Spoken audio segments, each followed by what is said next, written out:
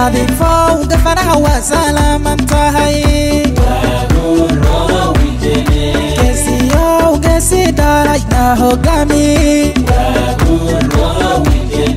كسيو كسي دارجنا هقامي وأقول بالكيا اللو قولي وأقول بالكيا اللو قولي مساكين تا أرانو ودعي سنتهي مساكين تا أرانو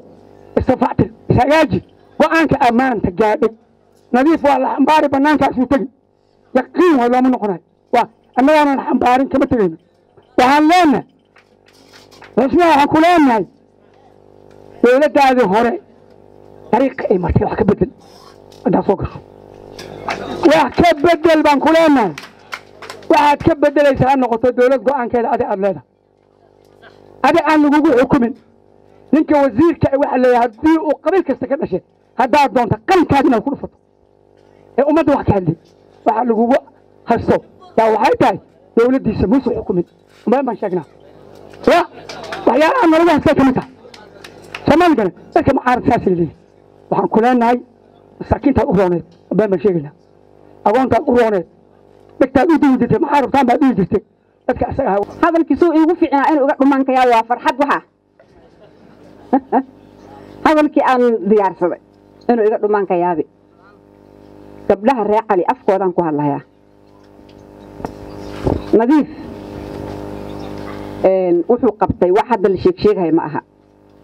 wax la koobi karana ma aha kursiga inuu naga dhumin nin walba ku tartamayo falankeeda inaan qabanno baan meeshan iskugu imaanay nadiifna waa nin bihina garaade nadiifa waa lagu qaaday bihina garaad ahaan baa lagu qaaday wixii kale waa iska been weeyo anaga ilaahay aan ka cabsoono ballanti aan qaadnayna aan ka soo baxno ballanta aan ka soo baxno naagaha ballanta way ka soo baxayaan ninkan waan qaadnay bihina garaad baan nahay nadiifo waan ku qaadnay bihina garaad baan nahay awliyahan baan kuula tagaynaa ogaadeen baan kuula tagaynaa islaam baan kuula tagaynaa gaaladii uu qanjee la sheegayaan kuula tagaynaa adigana soco fadhiga ha fariisanin adiga laftigaada waa lagu jecel yahay waa la jecel yahay kaliya u fariisanin waa inaad socotaa oo fadhiyaasha aad samaysaa oo aad tagtaa oo meel walba aad tagto ana ra'yigaygaan ka hadlayaa laakiin nadiifow waan ku qaadnay gabdhaha waxay leeyihiin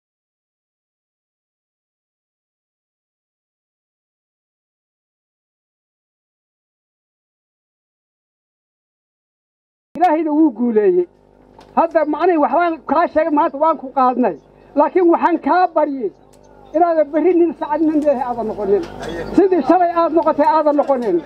waxaan rabaa inaad dawacna aad noqonin wassalaamu calaykum waraxmatullaahi wabarakaatuh hadii mudaniya abeed madal ku weydiiso moodkii gabaatiga tolka lagu marweeyo waxoogaa shilimaadka maarta hadduu kugu macaarado inaad yarad muhiimsiiso wax mashaakil ceeb waa malow la'aanteeda muraadkiisa waa u sahal ninkii muuga foofsado goortaad madiyaha keento iyo sidig madiixaysa in haddiiba meherku ugu dhici muralla weeyaana dabadeed makaan loo dhisay aqal mariin weyna ayadaa maktabadaa leh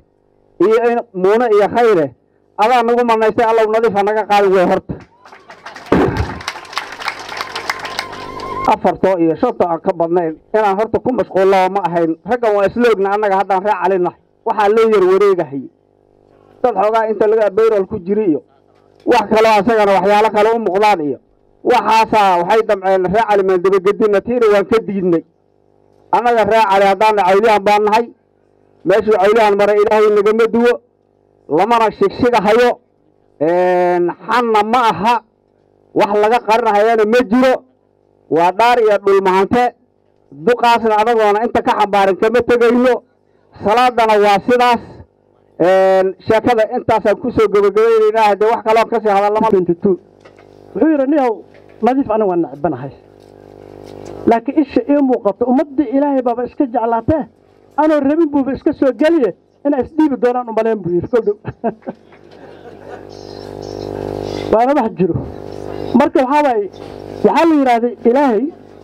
markuu qof uu jeclaado oo adduunyada joogo jibriil buu u sheegayaa jibriil buu wuxuu dhahayaa waa jeclaaday ninkaa jeclow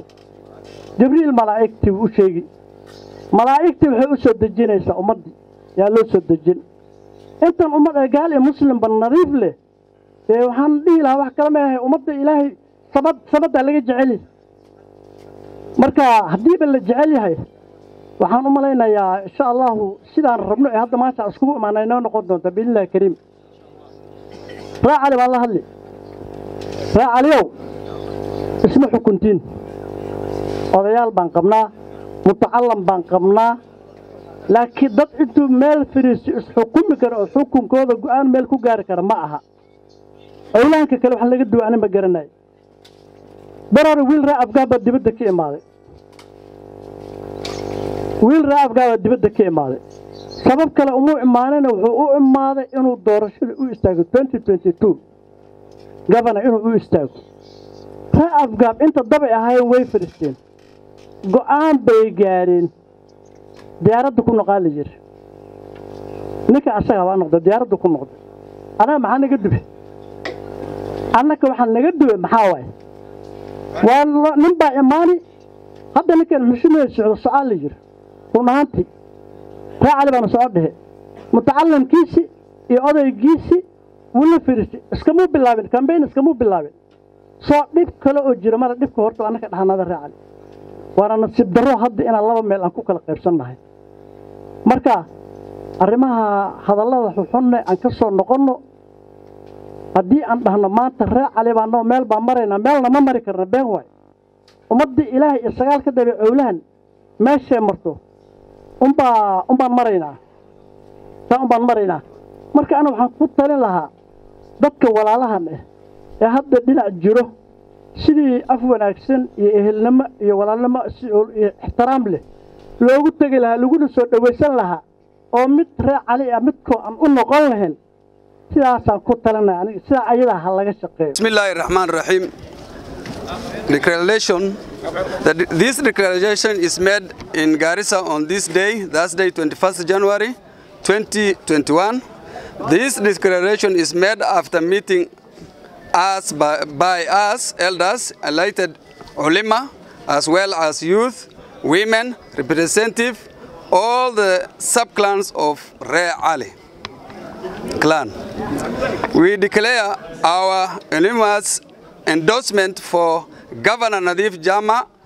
to be the sole candidate and flag bearer of the Aulihan community for the gubernatorial seat for the 2022 election, inshallah. We make this endorsement in the interest of the larger Aulihan community and the people of Garissa County in general. In making this declaration, we make solemn request to all other persons who have shown interest in the seat of vacate their ambition for now and give support to Mr. Nadif. In making this declaration, we call on all the other Aulihan sub-clans to support our endorsement of Mr. Nadif as the sole Aulihan candidate for the gubernatorial seat for 2022. In making this declaration, we make humble request to the people of Garissa County at large to support Mr. Nadif for his 2022 gubernatorial bid. Wallahu waliyul tawfiq.